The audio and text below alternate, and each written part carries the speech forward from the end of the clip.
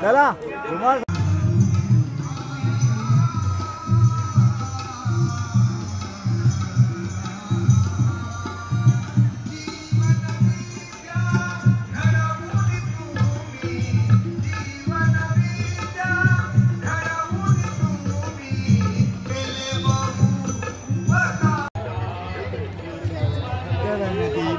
इधर है क्या माना अभी? अरे क्या बाबा अपने को नहीं मालूम किधर है।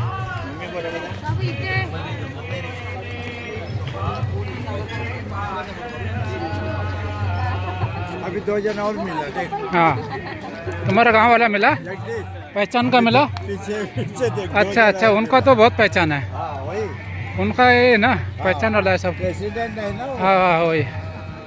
तो क्या उसमें तो मिलना जरूरी है। तो क्या बोलेगा देख, ये हो गया प्रेसिडेंट हो गया, हमको पूछता ही नहीं, ऐसा बोलेगा ना।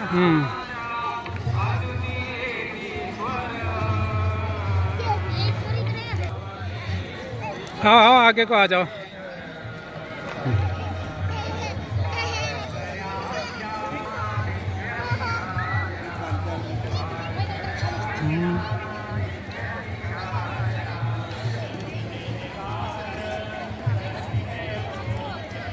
धुमाल साहब किधर गए यार? बोलता है रुको निकालो मत।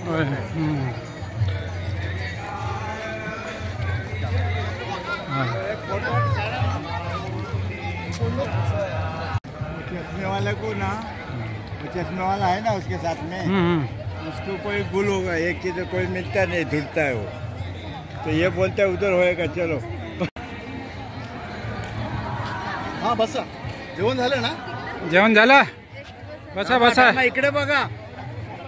थांबा थांबा। अरे बाबा हात वर करू नको, असे बसा। शनिवारी सगळे दाखवायचे आहेत फोटो आपले। हाँ ठोक देने का बंडल बरोबर करते रहो। काम करतो। अच्छा पुढे गेल्यात चला चला चलो, आराम करता है, खा पी के आराम करता है सब लोग।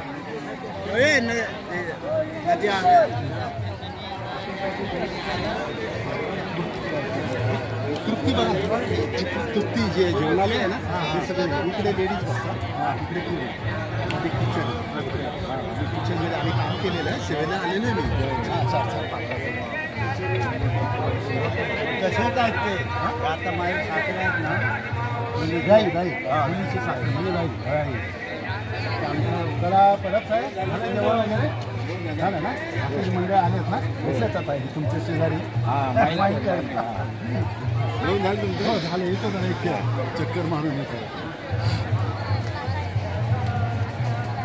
जेवण झालं का तुमचं? खरं ना, तुम्ही जेवण मस्त झालं ना, आवडतंय ना ते मिला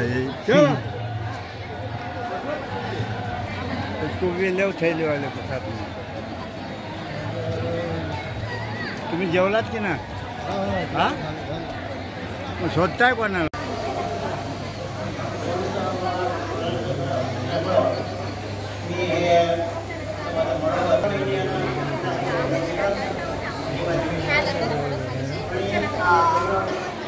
अशा या युवनेतर मिशनच्या वतीने मला विनम्र पुरस्कार प्रदान करण्यात आला। त्या अनमोल आभाळ्यामुळे मोठा पुरस्कार आणि माझ्या हातून स्मरणिका आणि ग्रंथसंग्रहाच्या माध्यमातून झालेले कार्य हे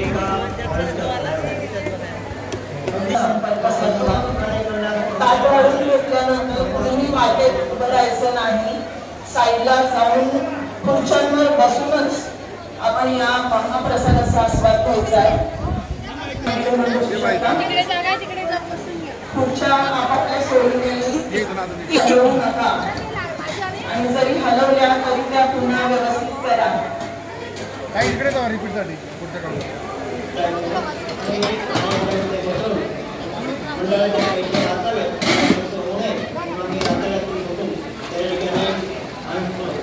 पुस्तकांचं परीक्षण करायचो त्यावेळी परशुराम भाग यांच्याप्रती मी त्याचबरोबर हिंदी अनुवाद सेवा द्या, सेवा चालू आहे ना? सेवा आपला मलाड मंडळी मलाड. हां तुमचा मेन म्हणजे कसं असं काहीतरी डाऊल बिऊल धरावं.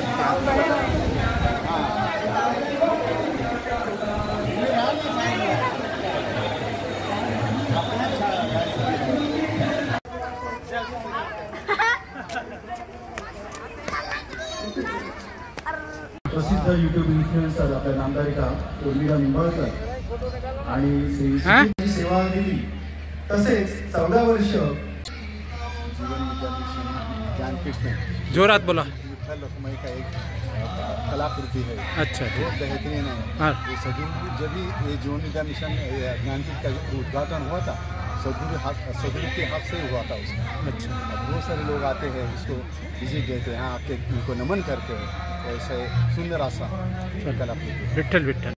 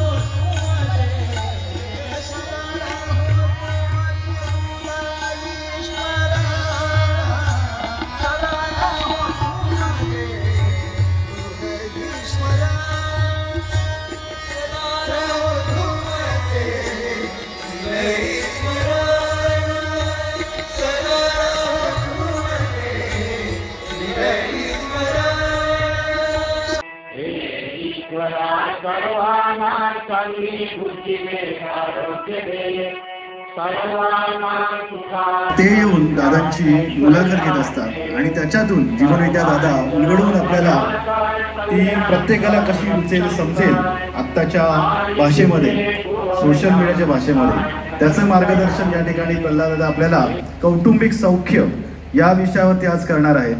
आणि प्रल्हाद दादांसोबत या ठिकाणी मुलाखतीमध्ये प्रसिद्ध यूट्यूब इन्फ्लुएन्सर उर्मिला निंबाळकर जे आपला नामधारक सुद्धा आहेत आणि त्यांचे मिस्टर श्री सकीर्त गुमास्ते हे दोघं जण आज प्रल्हाद दादांची या ठिकाणी आपल्या सर्वांसाठी मुलाखत घेणार आहेत.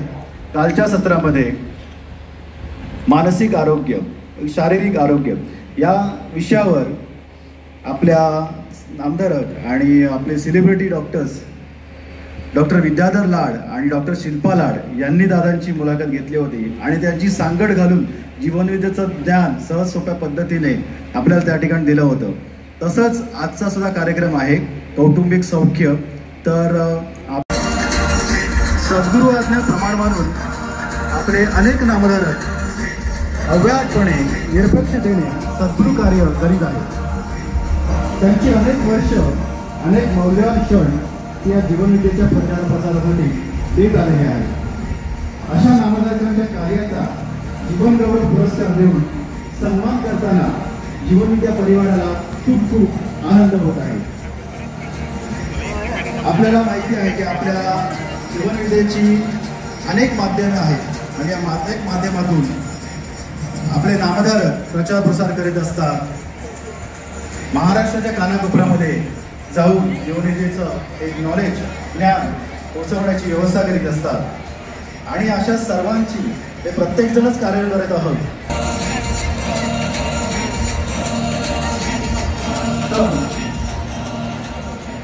आत्ताच मी सांगितलं की जीवनविद्येच्या प्रत्येक नामधारकांच्या कार्याची पोचपावती सद्गुरूंपर्यंत पोहोचत असते आणि प्रत्येकाला आपल्या जीवनामध्ये विविध अनुभव येतच असतात.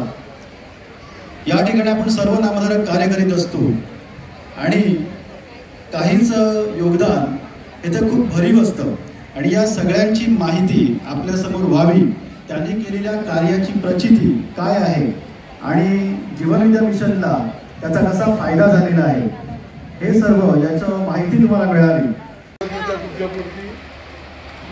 आमच्या शारदा साहेबांजवळ कृतज्ञता. त्यांची मुलं पण खूप चांगल्या रीतीने आता बिझनेस करत आहेत आणि अजूनही जीवनच्या मिशनचं कार्य जोरदार करतायत. आनंद मेळाव्यामध्ये इथे थेट आपण टाकडं घालतो आणि देवाकडेच मागायला लागतो ना, तसं डायरेक्ट प्रश्नांची उत्तरं डायरेक्ट देवाकडे मागायला आम्ही दोघेही इथे आलेलो आहोत. सद्गुरू, माई, संपूर्ण पै कुटुंब आणि इथे जमलेल्या तमाम नामधारकांना आणि थेट प्रक्षेपण सुद्धा बघणाऱ्या सर्व प्रेक्षकांना सगळ्यांना मनापासून मी आणि सुकीर्त नमस्कार करतो आणि सुरुवात करतो. सुकीर्त, प्रश्न. येस, इतके प्रश्न मनामध्ये आहेत आमच्या, भरपूर प्रश्न आम्ही घेऊन आहोत. मनातले नाही, प्रिंटआउट नाही, प्रिंटआउट नाही, मोबाईलमध्ये प्रश्न. मोबाईलमधून कसे काय करणार? वाचता येत नाही, प्रिंटआउट काढायला सांगितलं. काल ऑफिस होतं, काल काम होतं, प्रिंटआउट शक्य नाही झालं. नाही, पण म्हणजे मी घरात काय नाही, मी घरात काहीच करत नाही का? म्हणजे घरात फक्त ऑनलाईन शॉपिंग काढायची, एक प्रिंटआउट फक्त काढायची होती. मी अथांगाकडे बघत होती. पण मला मी काय घरी म्हणजे ऑफिस अजून क्रिकेट खेळत नव्हतो, तिथे एवढंसं काम सुद्धा जर जमत नसेल दादा, तर तुम्ही इथेच मला याच प्रश्नाचं उत्तर पाहिजे, कोणाचं बरोबर आहे, आणि हीच सगळी प्रश्न घेऊन आम्ही आलेलो आहोत.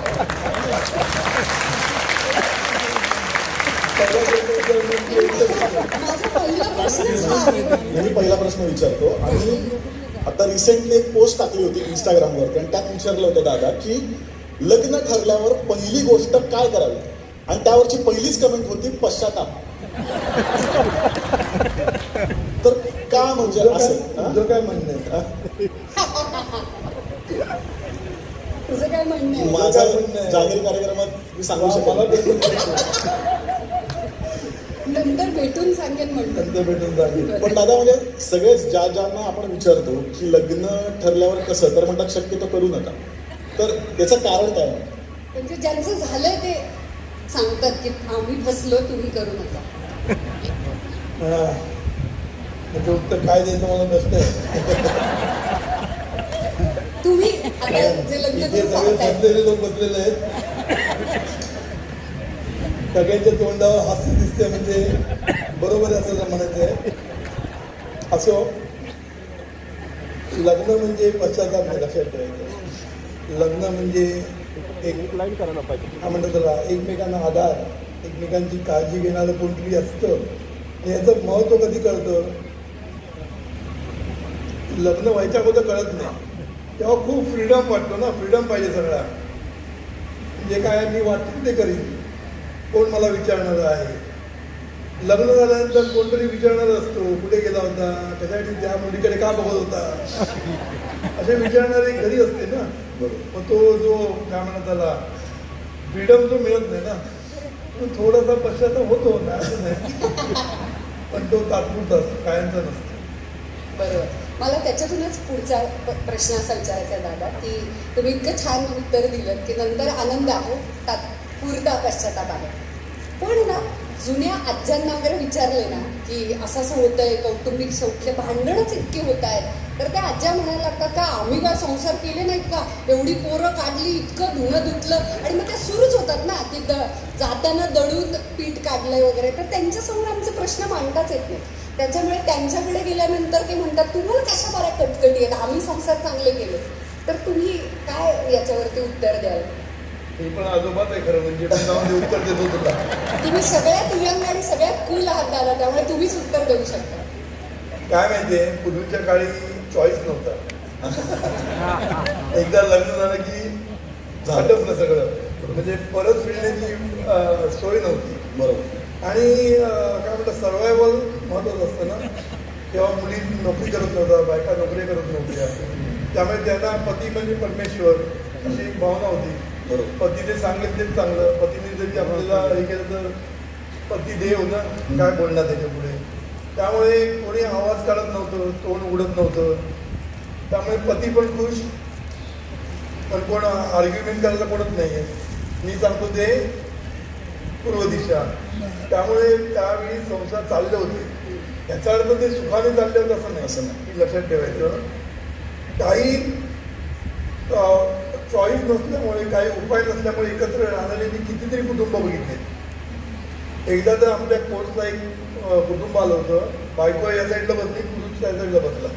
हां, तर त्या आम्ही तेव्हा ओळख करून घ्यायचो. तर त्या बाईने मला ओळख करून देता काय दिलं की मी टीचर आहे आणि मला बेस्ट टीचरचा अवॉर्ड मिळाला आहे. वा वा म्हणून आम्ही तिथे कौतुक केलं. नंतर फिरता फिरता ते नवऱ्याकडे आलं. नवरा बोलला मला बेस्ट काय म्हणतो तुला उत्तम कामगार म्हणून मला प्राईज मिळालेलं आहे. हे वा म्हटलं, एक उत्तम कामगार, एक उत्तम टीचर, म्हणजे त्यांचं लाईफ ते सुंदर असेल. नंतर भेटल्यानंतर कळलं की दोघे कित्येक वर्ष एकमेकांशी बोलत नाहीत, कित्येक वर्ष आणि संसार करतायत, मुलं पण झाली. म्हणजे विचार करा की पूर्वीच्या काळी काय स्थिती होती. परत फिरायला मार्ग नव्हता, आहे ते चालवून न्यायचं, वेळ काढायचं चालू आहे. त्यामुळे ते आताच्या मुली तशा नाहीत ना. आताच्या मुली सगळ्या म्हटलं का कोण ऐकून घेणार, बरोबर की नाही. त्यामुळे शिकलेले असतात, स्वतःला शहाण्या समजायला लागलेले असतात. चांगल्या अर्थाने म्हटलं तर बघू नको माझ्याकडे, चांगल्या अर्थाने सांगतो. शहाणे झालेले असतात, पैसे कमवायला लागलेले असतात, कोणावर अवलंबून नसतात. त्यामुळे ते म्हणतात मला तू विचारणारा कोण. बरोबर. आणि याच्याच पुढे आणि जरा काय झालं की बॅग घेऊन चालली घरी. नाही दादा, आणि याच्याच पुढे जाऊन जसं तुम्ही म्हणताय की आता सगळे इंडिपेंडंट होत आहे, त्यामुळे लग्न झाल्यावर सुद्धा वेगळं राहण्याकडे कल जास्त असतो. तर हे कितपत म्हणजे वेगळं राहणं जास्त योग्य आहे का एकत्रित कुटुंब पद्धती? आता मला वाटतं हा प्रश्न सगळीकडे आहे. एकत्रित कुटुंब की विभक्त कुटुंब. जे विभक्त होतात त्यांचे मग लोक म्हणतात काय तुमच्या आईवडिलांना तुम्ही सोडलं, तुमच्या ह्यांना सोडलं, त्यांना सोडलं म्हणून त्यांना बोलत असतात, म्हणजे टोचत असतात. म्हणतात ना लोक टोचत असतात. मग कधी कधी त्या भीतीने सुद्धा विभक्त होत नाही. पण मला विचारलं तर त्याच्यात सर्वात सोपा मार्ग आणि मध्यम मार्ग, कारण सद्गुरू नेहमी काय म्हणतात गोल्डन मीन, सुवर्ण मध्य सांगतात. तर मला वाटतं की ज्यांच्याकडे साधारण पैसा आहे, ज्यांना शक्य आहे, आता ज्यांना शक्य नाही त्याला आपण काय करू शकत नाही, पण ज्यांना शक्य आहे त्यांनी एकत्र राहण्यापेक्षा वेगळं राहून जवळजवळ राहायचं. समजलं का? वेगळं राहायचं पण जवळजवळ. म्हणजे काय, जशी गरज नसेल तसा त्यांचा आधार घेतला पाहिजे, एकमेकांना आधार झाला पाहिजे. आईवडिलांना कधी काय लागलं तर लगेच मुलगा आणि सून रेडी आहे, मुलांना काही प्रॉब्लेम असेल तर आईवडील रेडी आहे. असे मस्तपैकी काय म्हणतात त्याला प्रेमाने जवळजवळ राहून पुन्हा एकत्र दोघांचाही अनुभव घेता येतो. कारण एकत्र पद्धतीमध्ये खूप दोष आहेत. कारण 2 जनरेशनमध्ये एवढी गॅप आहे आणि जी मला कळते ना, कारण माझ्याकडे 3 जनरेशन चालू आहेत. तर प्रत्येकाचे विचार, प्रत्येकाची वागण्याची पद्धत, प्रत्येकाची आवड, प्रत्येकाचं काय म्हणतात त्याला करमणूक करण्याच्या पद्धती पण वेगळ्या आहेत. गाणी पण वेगळी असतात. हे आपलं जुनी गाणी लावणार मुकेशची ढॅन ढॅन ढॅन करत बसणार. मग हे म्हणणार काय आजोबा काय आवाज चाललाय बंद करतो. म्हणजे काय होतं, हे सगळ्या एकमेकांच्या आवडी जुळत नसतात. जनरेशन गॅप एवढी असते ना, ही जनरेशन गॅप भरून निघणं सोपं नसतं. आणि लाईफस्टाईलमध्येच लाईफस्टाईल तर बघूच नको, प्रत्येक गोष्ट ऑनलाईन. अजून बोलू बोलायला तर खूप आहे, सगळं ऑनलाईन. किचन नकोच.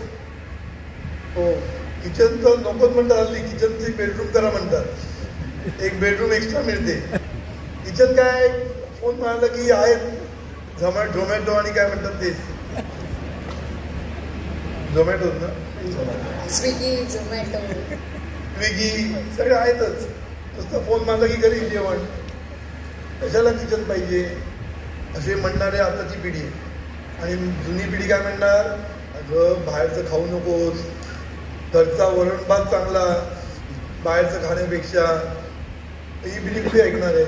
त्यामुळे दोघांमध्ये खूप फरक असतो. याचा अर्थ ही पिढी चांगलं बरोबर बोलतच नाही आहे. पण हा नवीन पिढीचा काय म्हणतो त्याला प्रॉब्लेम म्हणण्यापेक्षा त्यांना चॅलेंजेस पण तेवढेच आहेत. पूर्वीच्या बायका घरी बसून नोकरी करत नव्हत्या, काय करत नव्हत्या. हल्लीच्या बायका नोकऱ्या पण करतात, संसार पण करतात, सगळं काही करत असतात. त्यामुळे त्यांच्या बाजूने ते बरोबर असतात, नाही असं नाही, त्यांच्या बाजूने हे बरोबर आहे. पण शेवटी कुठेतरी सुवर्ण मध्ये साधणं गरजेचं आहे. रोजच जर बाहेर खायला लागले तर हेच खरं म्हणा. आणि आजकाल तुम्ही बघितलं 40व्या वर्षी हार्ट अटॅक येत आहेत. त्यामुळे यांचं पण बरोबर असं नाही आहे. पैशाच्या मागे किती लागायचं, करिअरच्या मागे किती लागायचं, नवऱ्याकडे लक्ष द्यायचं की नाही. दोघे करिअर करतात आणि दोघे कोणतरी पकडून ठेवून निघून जातात. आणि तुम्ही जर 10-10 तास 12-12 तास कंपनीमध्ये राहिला तर नवऱ्याबरोबर किती राहणार, बरोबर की नाही. आणि मग त्यांच्या कंपनीतल्या माणसांबरोबर असं राहतात आणि मग जे व्हायचं ते होतं. बरोबर. त्याच्यामध्ये मी दुसरं स्पेस सांगितलं. स्पेसची का महत्वाची गरज आहे, कारण दोन जेव्हा माणसं एकत्र येतात, बायको आणि नवरा जेव्हा एकत्र येतात तर दोघांची आवड वेगळी असते, सगळ्या गोष्टी वेगळ्या असतात. मिलन तर म्हणायची टूथपेस्ट पण वेगळी असते. ही कोलगेट वापरते तरी क्लोजअप वापरते. म्हणजे सगळ्याच गोष्टी इतक्या वेगळ्या असतात की त्यांना ते जुळवून घेणं खूप गरजेचं असतं. म्हणून प्रत्येकाला आपली आवड निवड जोपासायचा अधिकार आहे, बरोबर की नाही. तुला आवडत नाही म्हणून तिने करायचं नाही, याला काय अडचण आहे. तिला जर आवड असेल तर तिने ती आवड जोपासावी. तिला गाण्याची आवड असेल, क्लासिकलची आवड असेल तर तिने ती जोपासली पाहिजे. माझं तर म्हणणं दोघांनी मिळून ते जोपासलं पाहिजे. पण कधी कधी त्यांची मित्रमैत्रिणी असतात, त्यांना पण एक फ्रीडम पाहिजे असतो. कारण नवराबरोबर असले की बोलता येत नाही, नवऱ्याबद्दलचे कंप्लेंट सांगता येत नाही. त्यामुळे कधी कधी बायकांना पण एक स्पेस पाहिजे असते. म्हणजे आपल्या मैत्रिणीबरोबर, मित्रमैत्रिणीबरोबर एन्जॉय करायला मिळालं पाहिजे. त्यांच्यावर कुठे संवाद साधत जाऊ शकता कुठेही. प्लस त्यांना काय आवड असेल तर ती आवड जपू शकतात. तर अशा रीतीने प्रत्येक एक माणूस म्हणून म्हटलं की त्याला आपलं एक वेगळं स्थान पाहिजे असते, स्पेस पाहिजे असते, जिथे ती मोकळेपणाने सगळं करू शकेल. कळलं ना. तिथे कोणाचं हे नाही, इंटरफिअरन्स नाही. नाहीतर काय मग सासू म्हणणार असं नको, सासरे म्हणणार तसं नको, नवरा म्हणणार आणि काहीतरी. त्याच्यामध्ये मग बाईचा म्हणा किंवा पुरुषाचा दोघांचाही एक काय म्हणतात घुसमट व्हायला, तर ही घुसमट व्हायला नाही पाहिजे. म्हणून थोडीशी स्पेस देणं खूप गरजेचं आहे. पण आता किती स्पेस द्यायचा आपल्याला तुला खरंच महत्त्वाचं आहे. स्पेस देणं सगळ्यांना पटतं, पण किती द्यायचं महत्त्वाचं आहे. त्याच्यावर मी तुम्हाला एक उदाहरण देतो. पण माझ्या डोक्यात चक्र सुरू झालं. मी काय विचार केला, याला स्पेस म्हणतात. एक पाय मोकळा असला पाहिजे, पण त्याच वेळेला एक लक्षात ठेवलं पाहिजे की दुसरा पाय नवऱ्याशी बांधलेला आहे. एक पाय जेव्हा नवऱ्याशी बांधलेला आहे ना, हे लक्षात ठेवून याला फ्रीडम दिलेलं आहे. कळलं ना. म्हणून स्पेस किती द्यायची, पडलं नाही पाहिजे, मोडलं नाही पाहिजे, समजलं. म्हणून तुम्ही चालताय, मला एक फ्रीडम दिलेला आहे, पण तो देताना एक लक्षात ठेवलं पाहिजे. सद्गुरू परमार्थामध्ये अनुसंधान म्हणतात.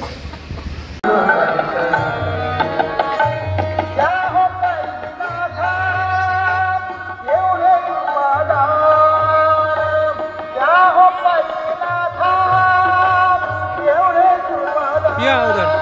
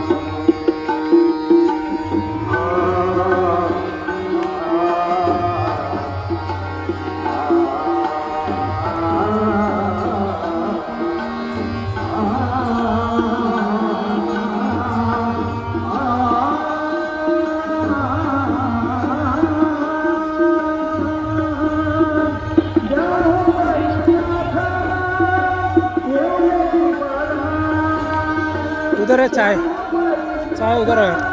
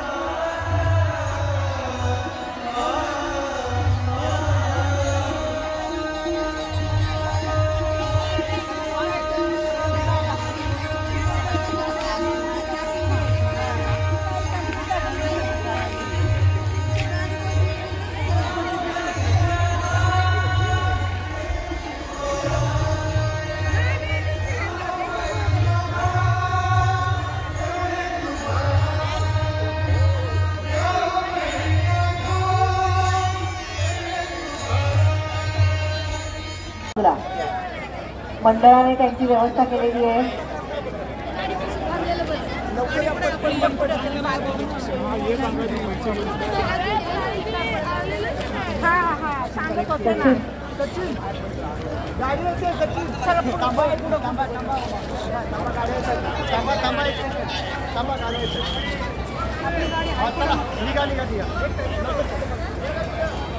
चला निघा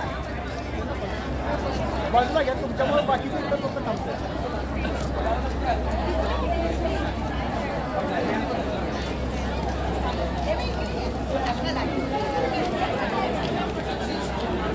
गाडीकडं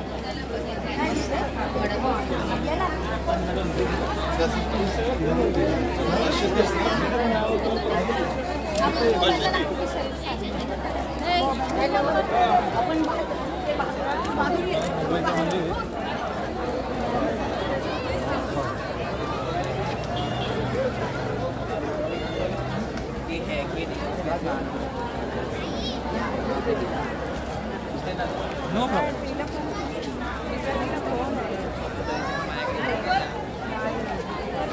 वडापाव कुपन पटापटा वडापाव कुपन 15 रुपये. खाया मैंने, खाया मैंने वडापाव कुपन खाया मैंने, खाया पहले खाया, टोकन लिया. हाँ खाया. सगळी काम करायची काय ठेवायची नाही. वडापाव कुपन 15 रुपये ताई. आपलं नाही आहे, आपलं नाही आहे, सेवा म्हणून ठेवलंय फक्त. ते ऑर्डरवाल्या काम हे केलंय त्याच्यात. वडापाव कुपन 15 रुपये.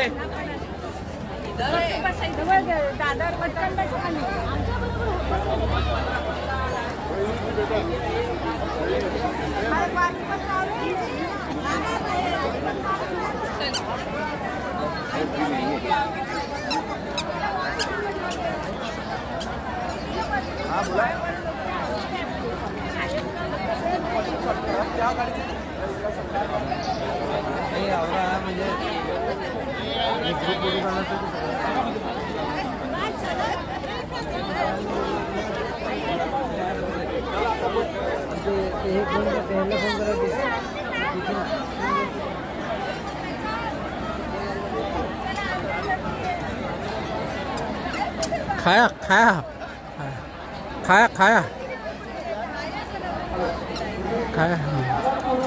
काहीतरी वडापाव वगैरे खाया मैंने. सबसे पहले मैंने ही खाया. हाँ हम लोग भी खा रहे हैं. हाँ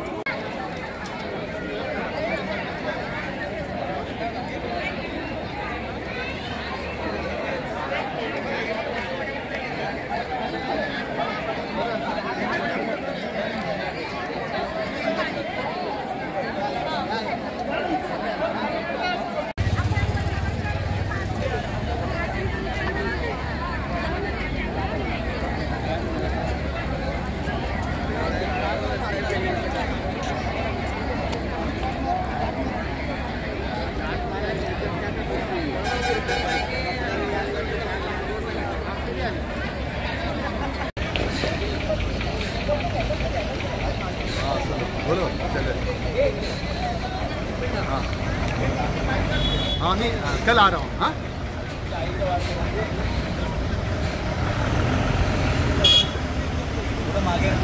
दादाचं दर्शन